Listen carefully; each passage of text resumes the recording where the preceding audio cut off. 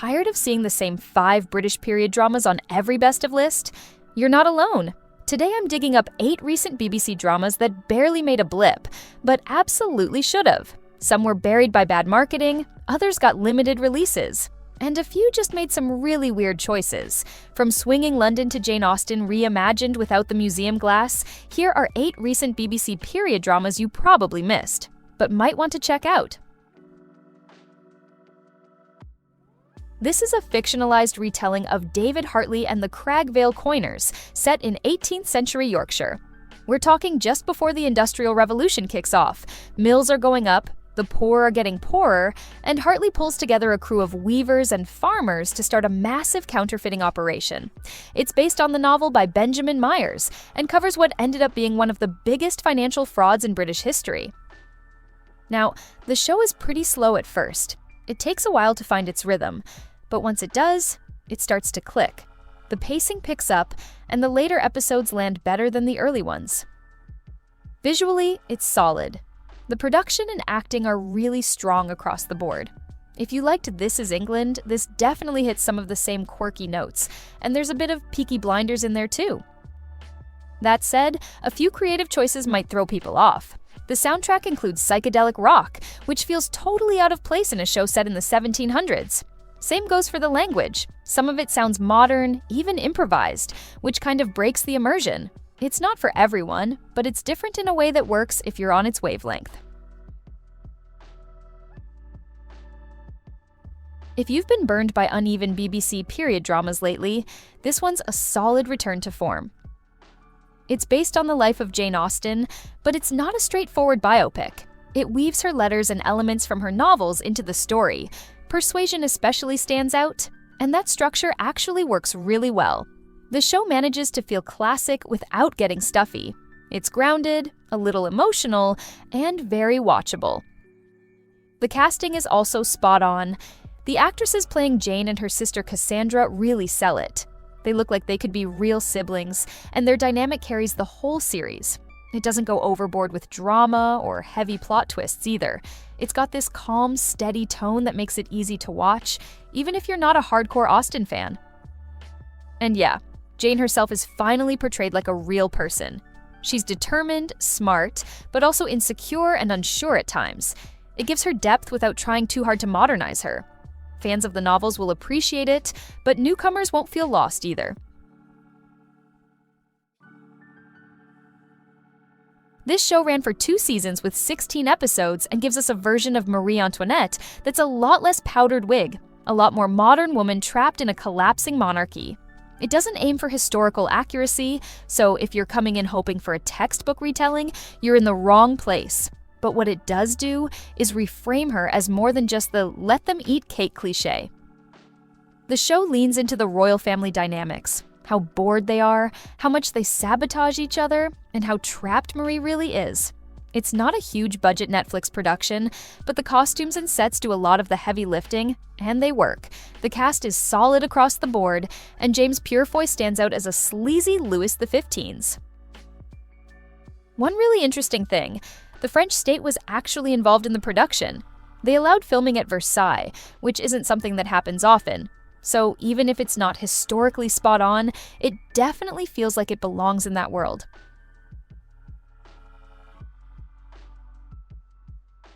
Ridley Road is a 4-part BBC miniseries set in 1960s London, following a young Jewish hairdresser named Vivian Epstein. She leaves Manchester and ends up going undercover inside a neo-Nazi group to help the anti-fascist resistance, and to try to save a man she's in love with. The show is based on the novel by Joe Bloom, and it's very loosely inspired by real events, mainly the 62 Group, a real anti-fascist organization made up of Jewish men and women fighting far-right movements in the UK. Historical accuracy isn't really the point here, though. It plays more like a mix of romance, political thriller, and undercover drama. Rory Kinnear plays the main fascist leader, and he's intimidating in all the right ways. Eddie Marsan shows up as a Jewish activist, and the performances across the board are solid. The 1960s swinging London setting is done with a lot of care. Costumes, sets, music, all of it feels polished and believable. It does slow down here and there, but the story sticks to a clear good versus evil framework that works for this kind of drama. High production values, straightforward message, and a tight 4-episode run. It's not subtle, but it's satisfying. This one's based on the novel by Kate Atkinson. It's got a really interesting premise. Ursula Todd is born in 1910 and dies. But then she's born again, and again, and again. Every time she gets another shot at life, sometimes surviving a little longer, sometimes making different choices, sometimes ending up in totally different circumstances. The story follows her through multiple versions of her life, all set against the backdrop of major 20th century events, especially both world wars. The series was created by playwright Bash Doran, and the writing's sharp.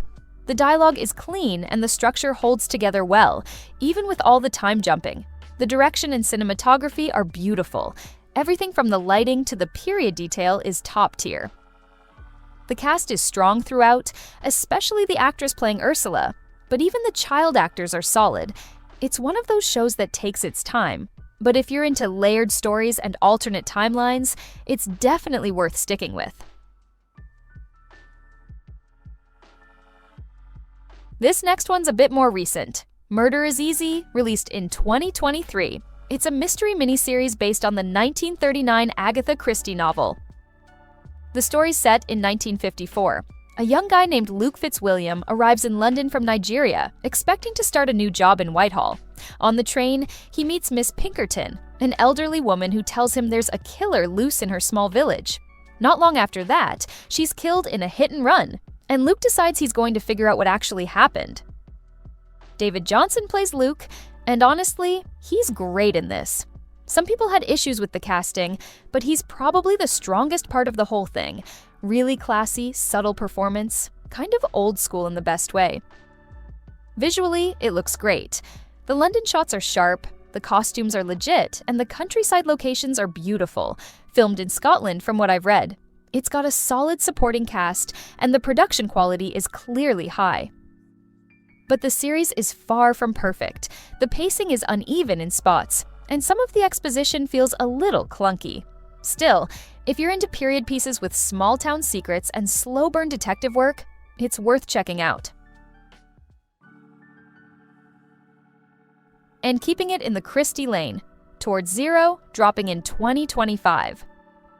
This one follows Superintendent Battle and Inspector Leach as they investigate the murder of a widow at a place called Gull's Point. There's also a failed suicide, a tennis pro's relationship drama, a fake theft charge. It's a lot, but it all ties together in the end. The cast is stacked. Angelica Houston plays the family matriarch, and she's excellent. Matthew Rhys is in it too. Acting across the board is solid, and the visuals are really polished. The wardrobe, the locations, the attention to detail, it's all very well done. That said, the script has issues. They added a bunch of unnecessary characters that weren't in the original story, and the dialogue doesn't always land. Some lines feel too modern for the 1940s setting, and a few scenes, especially the more sexual ones, feel kind of out of place for Christie. Some fans still prefer this over last year's Murder is Easy, mostly because the cast and visuals are stronger, but tone-wise, it doesn't always click.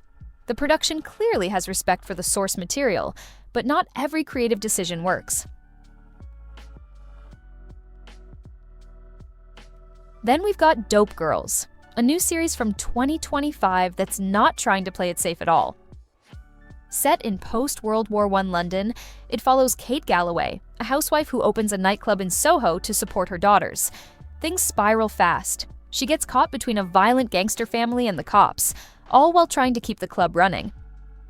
Stylistically, it's somewhere between Peaky Blinders and Cabaret, but with a twist, modern music, stylized visuals, and characters that feel more like people from now than from 100 years ago. It's not aiming for realism. The whole thing leans into sex, drugs, and post-war burnout. The first episode sets up a clear arc. Women who've been pushed aside are going to take center stage, and probably burn the whole place down in the process. That said, if you try to take it too seriously, it might lose you. There's a lot of finger-wagging social commentary baked in, and depending on your mood, it could either hit or annoy you.